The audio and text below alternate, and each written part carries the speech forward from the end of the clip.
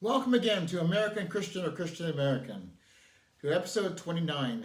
If you would think about hitting that subscribe button so you can get the videos earlier, and also press that like button, it helps to get the videos out here farther. Well, we're going to be talking about college tuition. And yes, surprise, surprise, it has a racist connection. I'm finding that even though I knew a lot of stuff before, the more I look, I'm finding I just don't think there really is anything in this country that hasn't taken place, that hasn't had a racist argument, and how racism has kept so many people down.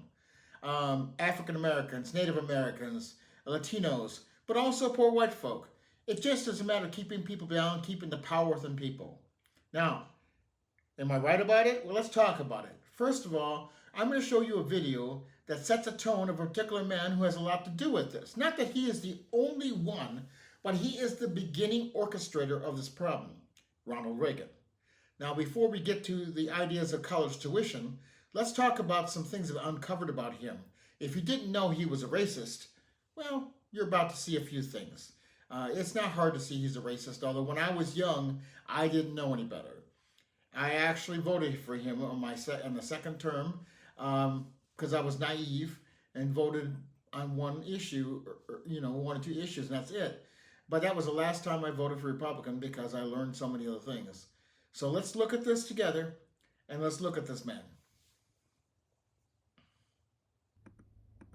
On the heels of President Trump using disparaging imagery to describe African nations, new tapes have just been released by the National Archives that reveal similar language used by the late President Ronald Reagan. So let me take you back to 1971, and it was Reagan, who was, by the way, the governor of California at the time, was on the phone with then President Richard Nixon. And so during this conversation, Reagan referred to leaders of African nations as, quote, monkeys, and then President Nixon gets in his own dig. Here you go.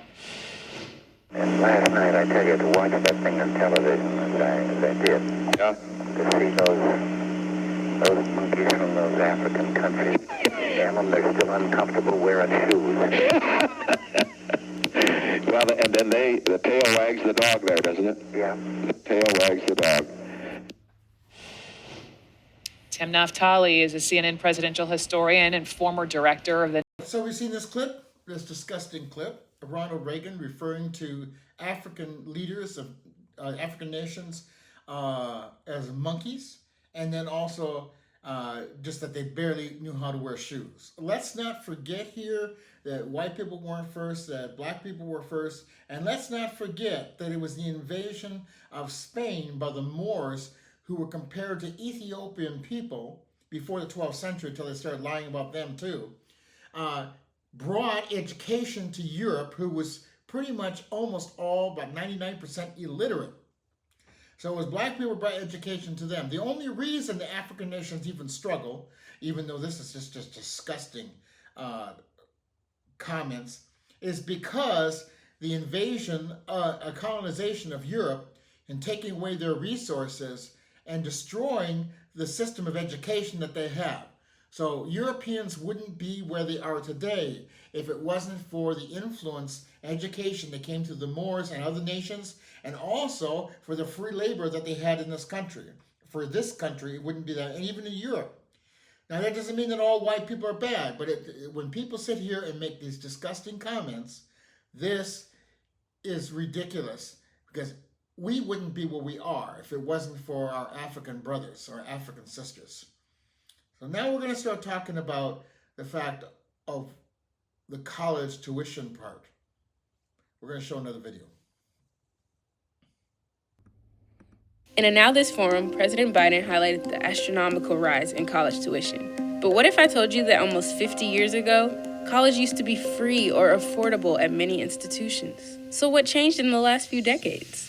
It probably won't surprise you to learn that expensive tuition fees have a racist past. In the last 40 years, the four-year university cost of a four-year university has tripled in the last 40 years to go to the school to begin with. Before the 1970s, many state institutions offered attendance at a low or free rate, though there was never a nationwide standard on the cost to attend college.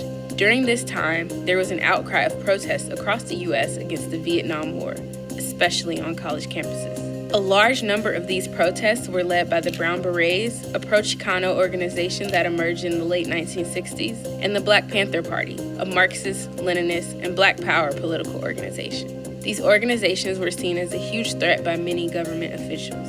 Ronald Reagan was elected as governor of California in 1966, and during his campaign, he constantly spoke against the University of California system and that he had plans to change it. Once in office, he proposed that the UC system should charge tuition to attend college, as he planned to cut its government funding by 10%. Before Reagan, UC had a 100-year tradition of free education for California residents. In one of his early speeches about the University of California, Reagan admitted that tuition would help get rid of undesirables. What could he have meant by undesirables? Though Reagan maintained that he cut funding because the state needed more money, it seems that his actions were also fueled by a desire to make college less accessible to certain people. Reagan's education cuts and tuition increases in California ultimately inspired campuses across the country to follow suit. These exclusionary ideologies that inspired the increase of tuition in the 1970s are what helped pave the way for racial financial inequality today. There's approximately $1.6 trillion in student loan debt currently, and that number is only growing. So let me ask you a question. Are we supposed to be living in a free country? That's what they say all the time. Doesn't it say that we have the right to freedom of speech? Doesn't it, the idea of being able to protest what you don't believe in, isn't that supposed to be American? But that's what this talks about here, is the fact that America, they didn't like the fact that the Vietnam War and all the civil rights movement and all these things, that these people are standing up for it. So they accused them of many things. But this was the idea here. White supremacy in this country, the ruling class, the power, the control, don't want people to stand up for their rights. They especially don't want African Americans to stand up. That is really going overboard. They don't want any of that. But anybody who stands against the establishment and what they think they should do, that their power structure. See, this nation was really established on false premises, the idea that people can stand up for what they believe. They only want certain people to stand up for what they believe when certain people call for certain things. When people want to go to war, we want people to stand up for that. So it depends on which side is there, whether it's a good idea or not. That's what this country is built on. Racism, control, power. So Reagan wanted to establish that people would have to pay for some of their education, and that the state would reduce the amount of money that it provides for education. So it started in California and then spread. Of course, then he went to the United States and started cutting back on educational funding.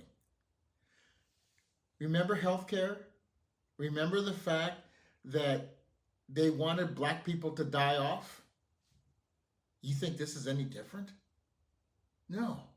They don't want black people to be educated, that's for sure, because they'll know how to fight the system, or they'll be able to organize and group together. So we want to keep them as stupid as possible. Same thing as we did in the slavery time. Don't teach them anything. They'll have to believe what we tell them. So this is all about racism. But it doesn't just stop with African Americans. It doesn't just stop with Latino. It includes everybody. So you poor white folk out there who have a problem with African Americans, you better rethink again. You might be on the wrong side, because this is about all of us. You're not cared about either. You're being kept down as well. Now, I believe that all people have the right to be educated. All the people have the right to be able to build the best life that they can in this country. And ultimately, I do believe that God is the best way for that. But even if you don't believe that, even if you don't believe in God, or you don't see the benefit of worshiping God, as opposed separate from Christian nationalism, which is not what I'm talking about, there is still should be understanding that we should stick together and work together. You need to work with people who truly call themselves Christians, even if you don't want to follow Christianity, because we need to band together for all the people who are disenfranchised to get this nation to be right.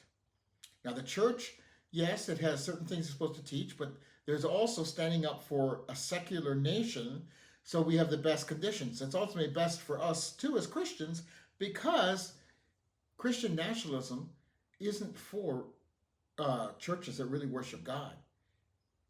The churches that really worship God would disrupt their power. So let's look at some more information here about this. Just think about it. Every single problem we seem to encounter here has to do with a nation trying to destroy people who don't look like them, people who threaten the power of white Americans. Now, the evil isn't being white. The evil is those who choose to use their white skin as a superiority test.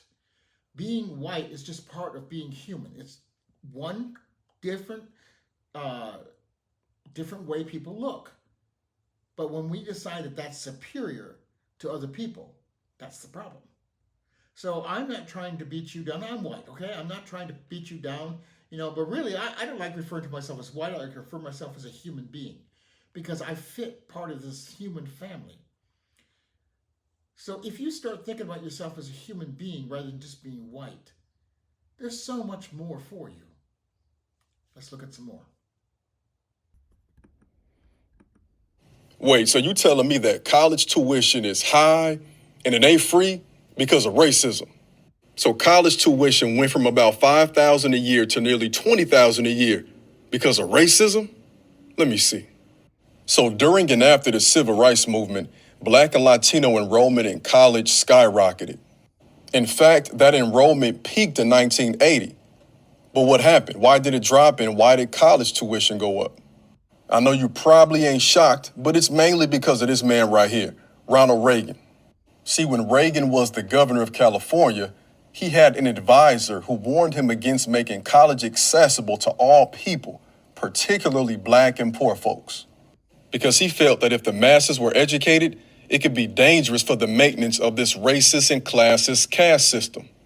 So when Reagan became the president, he began to defund education so that it could be reserved for rich white folks. And here we are. So this is just a little bit more facts of about, here again, racism in this country and racism concerning college education. The next one I'm going to go to, a video clip, is another man who does a little bit on this, talks a little bit about certain groups, but he just points out our student debt problem. So let's look at that video, and then I have one more video after that, but I'll come back and talk just for a second after that. 40% of Americans 65 and older with student debt are in default. Loan totals currently $1.7 trillion nationwide. On America's student debt crisis. For the millions buckling under crushing debt. Let's cover some quick facts about student debt in America. In the United States, over 43 million people hold student loan debt, with the average debt holder having about $39,000. That's a staggering amount. The total student debt in the U.S. is over $1.5 trillion as of 2021. That's more than the total U.S. auto debt or the total U.S. medical debt. It's been like this for decades, as long as I can remember. And you can be excused for thinking that this is how college tuition always worked in the United States, that university has always been expensive, and the increased costs are just a fact of our new economy.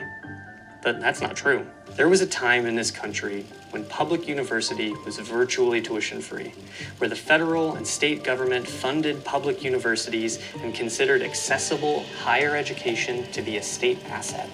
But like many other things in the United States, a major political shift changed that dramatically.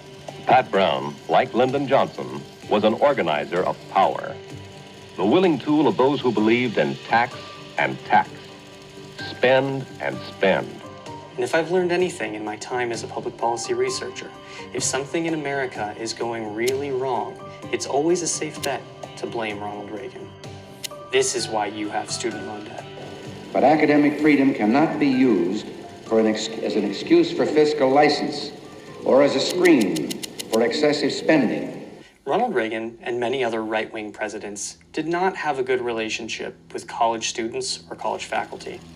He held a particular distaste for the campus activism that was reaching its peak in the late 60s during his run for governor of California. On the campaign trail, he did his very best to paint campus protests about the draft, the war in Vietnam, and civil rights as illegitimate. Or do we no longer think it necessary to teach self-respect, self-discipline, and respect for law and order? Will we allow a great university to be brought to its knees by a noisy dissident minority? Will we meet their neurotic vulgarities with vacillation and weakness? He considered these the actions of beatniks, anarchists, and filthy speech advocates who simply wanted to riot and cause chaos.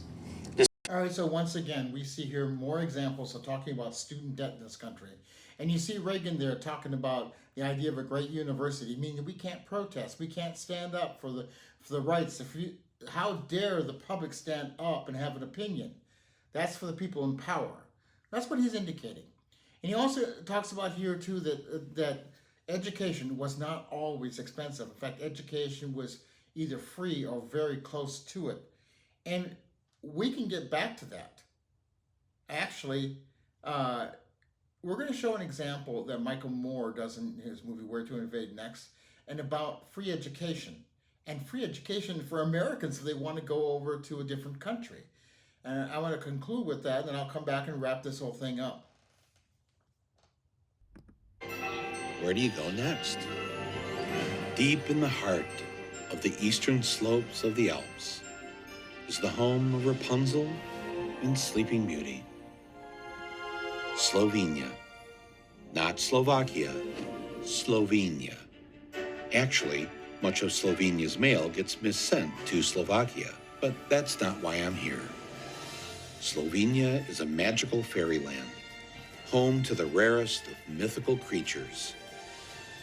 A college student with no debt. How much debt do you have here being a student? None. None. It's free. Slovenia is one of dozens of countries where it is essentially free to go to university. Do you have any debts? No. Do you know what I mean by debt? Not really. No, debt is when you owe other people a whole lot of money. No, we don't have any. We don't have.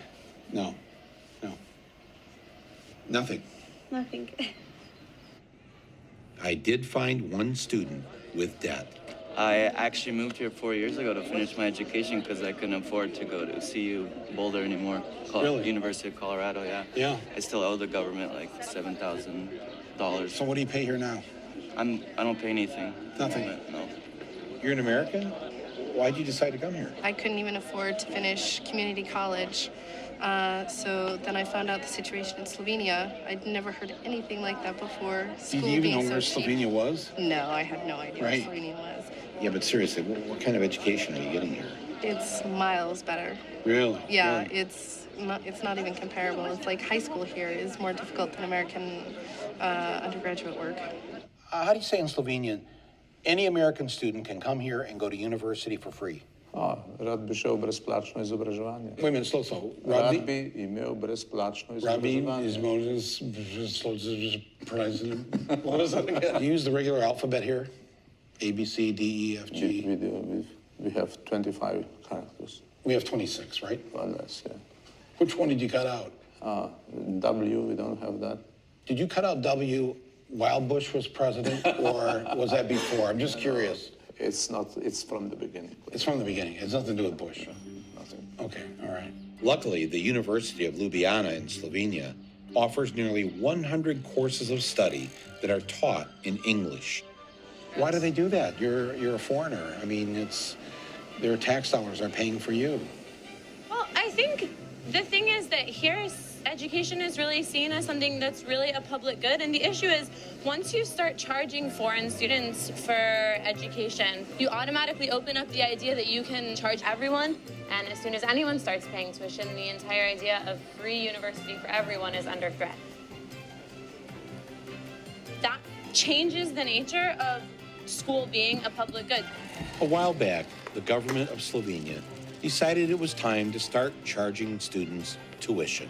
That sent a shockwave through the country, and the students responded.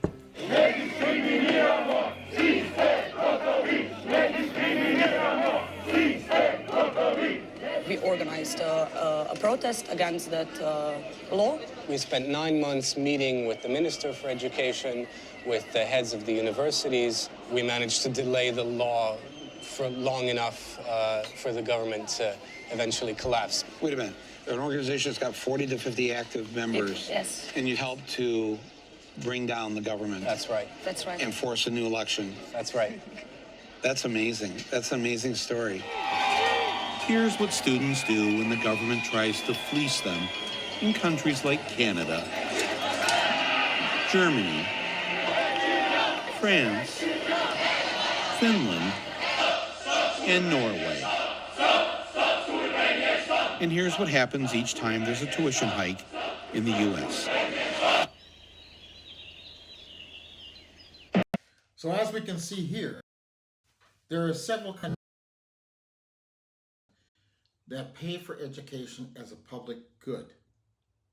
And even when the government decided to they stood up for themselves.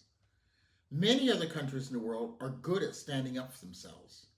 The United States, only when things get extreme, like they have been recently with Donald Trump. But people should have been standing up much farther back in the same type of pressure, same type of movement. But we wait until things are extreme. We let so many things go by until they really get down there. We also don't stand up for each other. You see how many white people are standing up for Social Security, Medicaid, Medicare, but they haven't stood up for African American rights, not near as much as they should have. If we focus together as people, we can stand up for these things. But we are conditioned to be good little children, so to speak. See, they treat us like, and I'm not saying all of us are treated equally. We're not. We are not. Whites get a much better deal, even poor whites. But they treat all of us, and they treat much more severely African Americans and Latinos and other people. And then we're kind of included in that, but we don't get the brunt of it like they do at all. All the murders, the police shootings, all these things. But they keep all of us down for power and greed. And they want you to believe you have the right to free speech, but only if you have the right opinions. You see, if we stood up together, we could change some things. But we are too often sitting here accepting what we're told to accept. And because we, as poor whites or middle-class whites, do not care about African Americans in this country, we don't react to what they need. But what happens when we need it? See, that's why this country is so messed up. This country is not a very good democracy. It's a very weak democracy. It's been called a flawed democracy for years. And now, with Donald Trump, everything else, I don't know if we are going to have a democracy unless people really, really stand up. Now, this video was made prior to the time it's going to be released, so hopefully things are changing a little bit by then, but I don't know. We have to start to think. We have to understand, first of all, the history behind things. And we have to make a decision on our own what kind of person we're going to be. Are we going to look out for us only as number one, so to speak? Or are we going to look out for other people around us? So, really, you're a target to some degree if you're not that upper 1% or 10% of people in this country because they hold all that power. In some ways, you're a target. Now, you're really a target if you are African American, descendants of slaves in this country because of the hatred for black people in this country, who they have been told how they're less than everybody else, demeaning them, dehumanizing them. But you know what? If we stop with all that foolishness and stand together, we can be something different. Now, before, when I introduced the show, I said I leave some of this to your imagination about American Christian as opposed to Christian American. This is really a good example of that is white Christian nationalism. that focuses on the power of government and twists religion to be it. This is about focusing on God and being what God intends us to be. In fact, we live in America, fine, but God is our source of life. But in a sense here, we should still be looking out for other people. We should still care about people even if they're not part of the Christian fold. Here is about focusing on white superiority. It's about focusing on how you can use the Bible to gain power and control other people's lives. It's about lying about God's word. Here, it's about the truth of God's word. Not that we don't make mistakes, not that we don't fall, but this is what we try to pursue. We are going to be wrong at times because we're human beings.